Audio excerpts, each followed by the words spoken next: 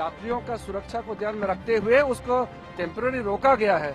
वो हर चीज एक सुरक्षा को ध्यान में रखते हुए निर्णय करते हैं। जम्मू कश्मीर में पीडीपी और बीजेपी की मिलीजुली सरकार है। जब से केंद्र में बीजेपी की सरकार है तब से हालात बद से बदतर होते जा रहे हैं, जो हम लोगों के लिए बहुत चिंता की बात है।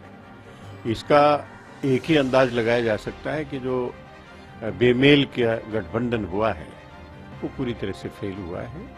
महबूबा ने इस बात का कदम उठाया था कि जो पत्थर मारते हैं उनको माफ़ कर दिया जाए तो वो सही मार्ग पर आ सकेंगे, परंतु हुआ उल्टा कि उसने माफ़ी की। वो जेल से बाहर आए तो पाकिस्तानी झंडा लहराकर उन्होंने और पत्थरबाजी शुरू कर दी। शैतानियत की और दरिंदगी की इंतहा है, और ऐसी दरिंदगी, ऐसी शैतानियत को सख्ती के साथ निपटा जाएगा और सख्ती के साथ सुरक्षा बल निपट रहे हैं। उन्हें इस बात को अच्छी तरह समझना चाहिए, इस तरह की हरकतें करने वालों को किसी भी तरह से, किसी भी रूप में बख्शा नहीं जाएगा। सवाल यह है कि कश्मीर को लेकर क्या कुछ हो रहा है हिंदुस्तान में। दिनेश जी नमस्कार, आप सीकर से। नमस्कार पारिक साहब। बताइए पारिक साहब, जिस प्रकार उत्तरी कोरिया और दक्षिणी कोरिया के अंदर एक ही देश से दो देश बने थे और उनमें आज चलो बहुत ज्यादा लड़ाई झगड़ा, आपस में बातचीत भी नहीं करते। भारत पाकिस्तान की स्थिति भी लगभग वैसी है। वो दोनों भी आणविक शक्ति है और भारत पाकिस्तान भी आणविक शक्ति है।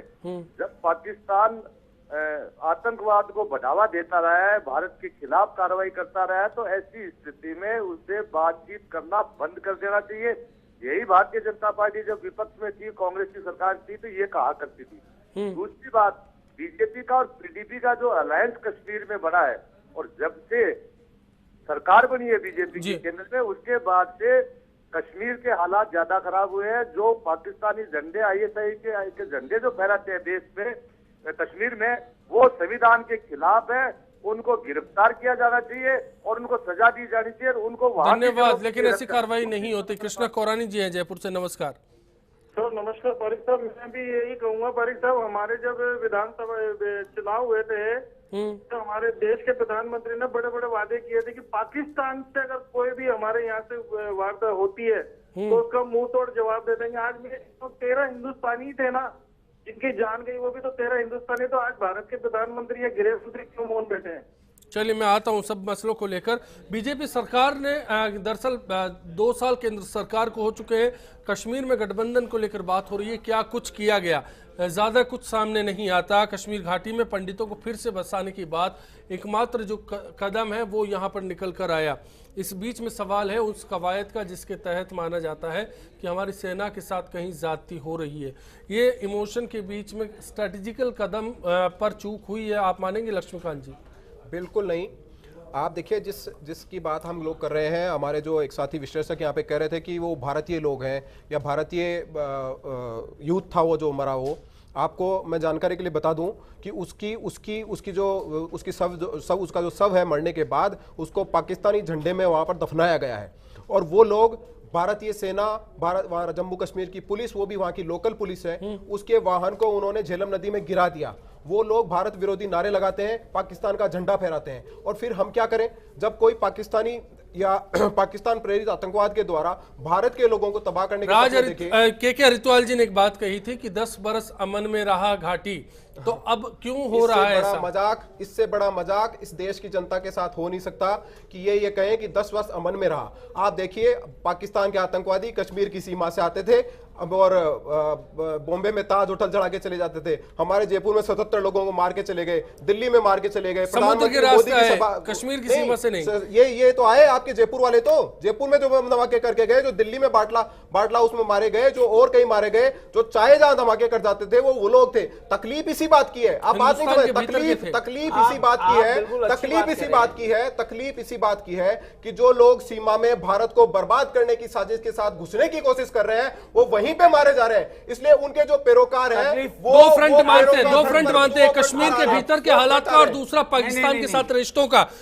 ऐसे में मैं हरिद्वाल साहब जानना चाहता हूं, ठीक है जो मौजूदा सरकार है उसकी क्या रणनीतिक मैं बता दूं कि आप 2 साल के इसकी अंदर बात कीजिए, रणनीति में कहां चूक हो गई? सुनिए अश्विनी जी, 2 साल के अंदर इन्होंने सुरक्षा की बड़ा चाक चौबंद व्यवस्था करी।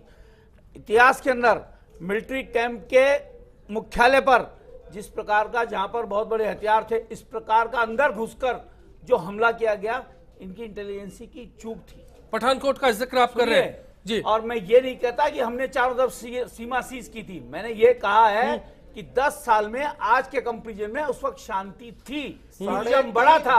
हिंदुस्तान का आदमी 3,500 सुरक्षा पर गंभीर घायल हुए वहां कश्मीर में सर। पत्थरबाजी में 3,500 लोग घायल हुए। इसका 3,500 सुरक्षाकर्मी घायल हुए 2010 में, और 2008 में अमरनाथ श्राइन बोर्ड के यात्रियों के साथ जिस तरह का व्यवहार किया गया था, आपको याद होगा। 2010 में जो भारतीय सुरक्षा बल थे, एक दूसरे के सुनने सुनाने का सवाल नहीं। करणवीर जी, मैं आपके पास आ रहा हूँ। हरिद्वार साहब आऊंगा, मैं लौटूंगा आपके पास। हरिद्वार साहब लौटूंगा आपके पास। हरिद्वार साहब लौटूंगा मैं आपके पास में। मैं उससे पहले करणवीर जी आपसे जानना चाहता हूं कि रणनीति यहां पर बननी चाहिए थी, वो फिलहाल नजर आ रही है या नहीं? जी, जहां तक रणनीति की बात है, जैसे उन्होंने कहा अभी तक कि ये इंडियन सिटीजन्स है, तो मिलिटेंट्स की जैसे अभी चर्चा हो रही थी। सिर्फ बुरहान वानी का सवाल नहीं है, इसको इतना सपोर्ट मिल रहा है कश्मीर में, जो हजारों की संख्या में। मैं उसी की बात करना चाह रहा हूँ। शुरुआत से ऐसा क्यों है कि एक बुरहान वानी पैदा होता है और फिर उसको वहां की आवाम सपोर्ट करती है? ये सिलसिला किसकी चूक के कारण हो रहा है?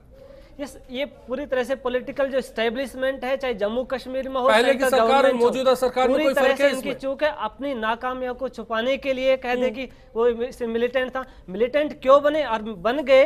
हजारों की संख्या में कश्मीरी सपोर्ट क्यों करे?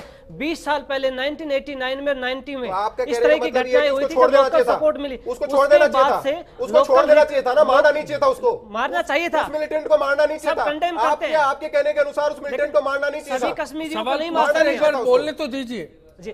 1990 के बाद लोकल रिक्रूटमेंट में कमी आई थी, काफी हद तक कमी आई थी, लेकिन पिछले 2 साल में और ज्यादा वृद्धि हुई है। अभी मैंने जैसे बताया, इंडियन एक्सपर्ट्स की रिपोर्ट कहती है कि 65% इजाफा हुआ है, और जो लोकल रिक्रूटमेंट में 51% इजाफा हुआ है, स्टोन पेल्टिंग में 47% इजाफा हुआ है, मिलिटेंसी जो एक्टिविटीज है उसके अंदर। पिछले 6 महीने की होम मिनिस्ट्री की रिपोर्ट है, इंडियन एक्सपर्ट्स ने पब्लिश की। आपके पास जवाब है इस नाकामी का? नहीं है। दूसरा, पाकिस्तान कहेंगे, पाकिस्तान भी सपोर्ट करता रहा, वहां जाकर के बड़े डिप्लोमेसी आप कर रहे हैं। और उसी पाकिस्तान में हाफिज सईद का जो सेकंड कमांडर है, उसने मक्की, उसने कहा भी है कि पंपोर की, जैसे हम इसी स्टूडियो में जिक्र कर रहे थे, सो पंपोर के बारे में उन्होंने कहा कि 2 शेरों ने गीदड़ों के कारवां को घेर लिया।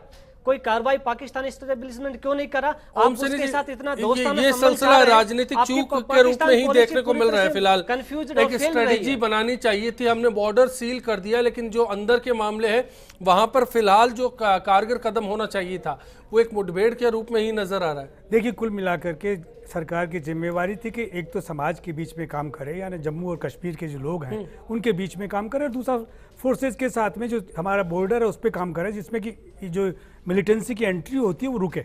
ये एक जिम्मा था, और समझा जा रहा था कि जो मोदी साहब हैं उनके नेतृत्व में जब काम होगा तो कुछ बेहतर होगा। लेकिन हो ये रहा है कि एक जगह हिंदू ऑर्गेनाइज हो रहा है, दूसरे जगह मुसलमान ऑर्गेनाइज हो रहा है, और साथ साथ में जो सबसे बड़ा खतरा मुझे नज़र आ रहा है वो ये हो रहा है कि जो IAS की एंट्री वाला सिलसिला बना है केरल में, जिस तरीके से 17 लोग IAS के साथ में जुड़े हैं, उसी तरीके से अगर ये कश्मीर के मिलिटेंट्स के साथ में जुड़ गए तो उसके बाद में देश का क्या हाल होगा। देखिए, हम कभी भी नहीं चाहेंगे, कौन चाहेगा, हम अपने संविधान के तहत चाहते हैं हमारे सुरक्षा बल बड़ी सुरक्षा के साथ अपनी जिम्मेवारी के साथ में अपना काम करें, उनके लिए हम अपनी जान कुर्बान करते हैं, उसी तरीके से वैसी जान झोंकते हैं। लेकिन ये कहना कि साहब दूसरा जो यहाँ से बिगड़ गए हैं उनको सबको गोली मार देनी चाहिए, ये मैं इस रास्ते का मैं कर्नल परमेश मैं आपसे जानना चाहता हूँ, मूव फॉरवर्ड जो बात होती है आम तौर पर आर्मी में, तो वो क्या स्थिति है? अमन शांति का ये पैगाम कायम कैसे हो पाएगा कश्मीर में? और इसमें क्या लगता है कि सिर्फ अकेली आर्मी को फ्री हैंड देकर छोड़ा जाना चाहिए या फिर पॉलिटिकल सपोर्ट ग्राउंड में चाहिए?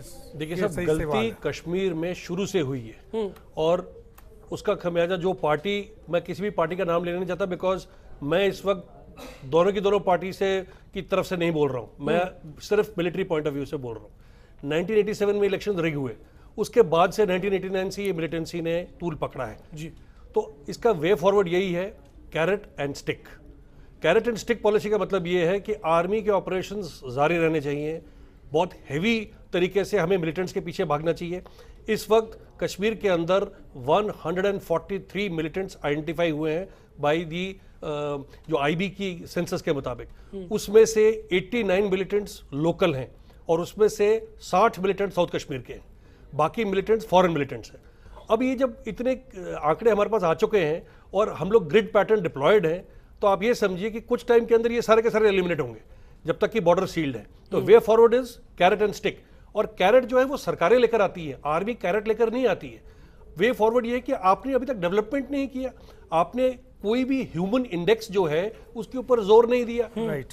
किया क्या जाता है, कश्मीरी आवाम को डोल्स पर पाला गया है कि साहब आपको केरोसिन 3 रुपए का, आपको शुगर 5 रुपए की। किसी ने भी ये नहीं सोचा कि उसके अंदर वहां पर इंडस्ट्री का डेवलप किया जाए, वहां के लोगों को जॉब्स दिए जाए। मैक्सिमम अनएम्प्लॉयमेंट इस वक्त यूथ का अगर है तो वो कश्मीर के अंदर है। तो ये इंडेक्सेस सरकार को देखने पड़ेंगे। मिलिटेंसी का पार्ट और जो स्टिक का पार्ट है वो आप हमारे पे छोड़ दीजिए। चलिए, बेहतर पहलू आया है और इस पर अमल कैसे किया जाएगा, सबके एक कमेंट के लिए लौटेंगे ब्रेक के उस पर, साथ ही आज के सवाल पर जवाब। अब हम ये समझते हैं कि उनसे वार्ता का दौर ख़त्म करके अग्रेसिव स्टेप लेना चाहिए, क्योंकि निरंतर वार्ता के बाद भी ये आतंकवादी घटनाएं निरंतर घटित होती जा रही है। सरकार पूरी तरह से यात्रियों की सुरक्षा में लगी हुई है, लेकिन आतंकवादी गतिविधियां दिनों दिन बढ़ रही है। सरकार ये चाहती है कि यात्रियों की पूर्ण सुरक्षा की जाए।